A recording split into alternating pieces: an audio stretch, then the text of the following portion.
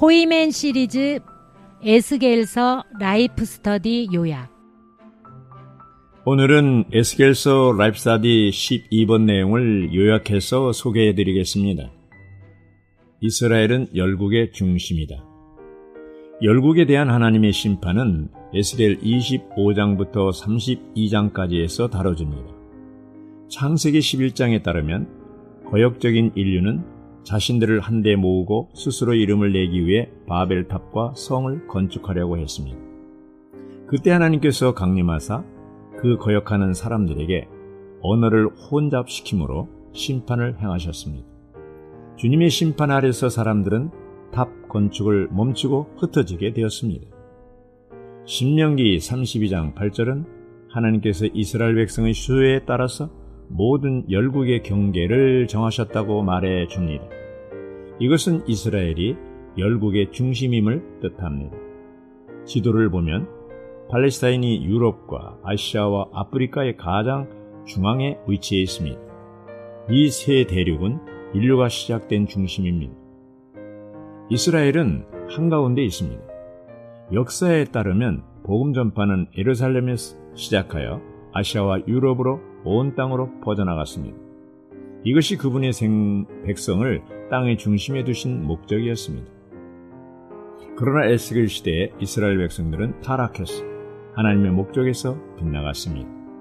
하나님은 그들을 잠정적으로 포기하셨고 바벨론 제국의 느부갓네살 왕을 일으켜서 포로로 잡아가게 하셨습니다. 에스겔서에 보면 7나라가 이스라엘을 에워싸고 있었습니다. 사실 이스라엘 둘레에는 더 많은 나라들이 있었으나 기록은 오직 7만을 언급하고 있습니다. 이것은 주님께서 열국들을 대표하는 7나라를 뽑으셨다는 뜻입니다. 이 7나라는 암몬, 모압, 에돔, 블레셋, 두로, 시돈, 애굽이었습니다. 오늘날의 적용. 우리가 반드시 기억해야 할 것은 에스겔서가 단지 역사를 위해서만 기록된 것이 아니라는 것입니다. 우리는 오늘날의 상황에 이 7나라들을 영적으로 적용할 필요가 있습니다. 1. 암몬과 모압. 암몬과 모압은 롯이 두 딸들과 근친 상간을 통하여 얻은 후손들입니다. 그들의 기원은 추하고 악합니다. 암몬 족속은 성소를 미워하고 거룩한 땅을 미워하고 유다집을 미워했습니다. 예표론에 따르면 성소는 그리스도를 상징하고 좋은 땅은 그리스도의 풍성을 상징하고 유다집은 교회를 상징합니다. 누가 오늘날의 암몬 족속입니까? 그들은 그리스도를 미워하고 하나님의 은혜를 미워하고 교회를 미워하는 자들입니다. 주 313년 전에 로마 제국은 일종의 암몬 족속이었습니다. 로마 제국은 하나님의 성소인 장막을 미워했고 하나님이 그분의 백성들에게 주신 은혜를 미워했습니다. 또한 교회도 미워했습니다. 모압 족속은 어떠합니까? 모압 족속은 보라, 유다집은 모든 이방과 일반이다 라고 말했습니다. 에스겔 25장 8절. 모압은 예루살렘이 더 이상 열국들과 구별되지 않는다고 말하기를 즐거워했습니다. 이것은 교회를 세상과의 사귐만으로 이끌기를 좋아하는 종류의 사람을 상징합니다. 그들은 교회를 세상과 같게 만들기를 좋아합니다. 주 313년 이후 로마 황제 콘스탄틴은 암몬 족속이 아니라 모압 족속으로 들어왔습니다. 그는 교회 안에 세상을 이끌어서 혼합시켰습니다. 거의 같게 만들었습니다. 오늘날도 상황은 여전히 같습니다. 암몬 족속들은 교회를 미워하지만 모압 족속은 교회 안으로 들어와서 교회로 하여금 세상과 같게 만들려고 최선을 다하고 있습니다. 이 에돔과 블레셋. 에돔은 야곱의 형인 에서의 후손들이었습니다. 이같이 혈통으로 보면 에돔 족속과 이스라엘 자손은 사촌간입니다. 에돔의 의미는 무엇입니까? 에돔은 옛사람을 상징합니다. 거듭나지 않은 옛사람은 에돔이고 거듭난 새사람은 이스라엘입니다. 에스겔서의 기록에 따르면 에돔은 이스라엘을 향해 미움이 가득했습니다. 우리의 옛사람은 교회를 미워합니다. 블레셋 사람들은 에돔인들보다 한층 더 이스라엘에 가깝습니다. 그들은 좋은 땅에 매우 근접하여 살았고 심지어는 이스라엘인들과 섞이기도 했습니다. 블레셋인들은 천연적인 사람을 예표합니다. 우리에게는 옛사람도 있고 천연적인 사람도 있습니다. 천연적인 사람은 일을 해내려고 정치를 하고 책략을 쓰고 통제를 가합니다. 어떤 교회들은 거의 전진할 수가 없습니다. 왜냐하면 그들은 인도직군의 옛사람과 천연적인 사람에 의해 좌절되기 때문입니다.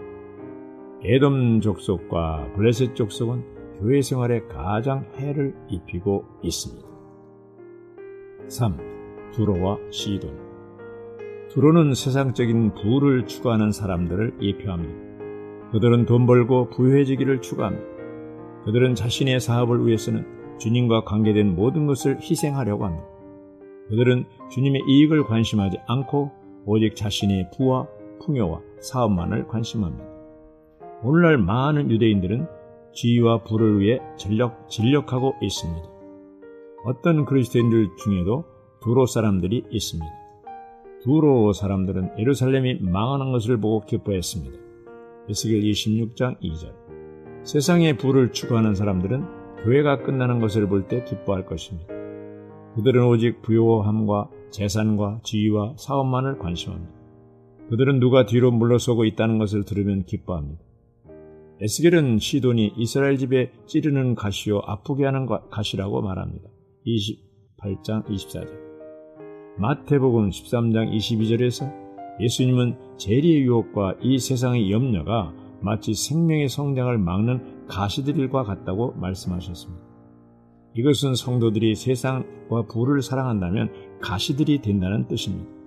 오늘 어떤 사람들은 성도들을 찌르고 아프게 하고 힘 빠지게 하는 가시들이 되고 있습니다. 3. 애굽. 애굽은 모든 부유함의 근원으로 나일강을 갖고 있습니다. 그들은 자신들이 지혜를 사용하여 천연 자원을 개발함으로써 부하게 되었고 풍성한 공급을 얻게 되었습니다.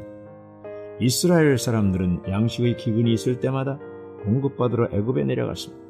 이같이 애굽은 천연적인 지혜를 사용하여 부유하게 되고 공급을 가진 사람을 상징합니다. 에스겔 당시의 이스라엘은 애굽으로 돌아섰고 애굽을 기대고 지팡이처럼 애굽을 의존했습니다. 그러나 주님은 애굽이 부서지기 쉬운 갈대로 만든 지팡이라고 말씀하셨습니다. 에스겔 29장 2절부터 9절. 교회 생활을 손상시킬 수 있는 7종류의 사람들이 있습니다. 어떤 이들은 교회를 거스르고 그리스도를 미워하며 하나님의 구원을 미워하며 하나님의 은혜를 미워하고 있습니다. 그들은 암몬 족속입니다. 또 어떤 이들은 교회 안으로 기어들어와 점차로 교회를 세상과의 사귐만으로 이끌어 세상과 같게 만들어 교회와 세상 사이에 구분이 없게 합니다. 이들은 모압 족속입니다. 옛사람을 대표하는 에돔이 있고 하나님과 관계된 것을 방해하는 천연적인 사람을 대표하는 블레셋 족속이 있습니다. 또 세상의 부를 추구하고 있는 사람들을 대표하는 두로도 있습니다. 그들에 이어서 부를 추구하기 때문에 교회에게 가시들이 된 시돈 사람들도 있습니다.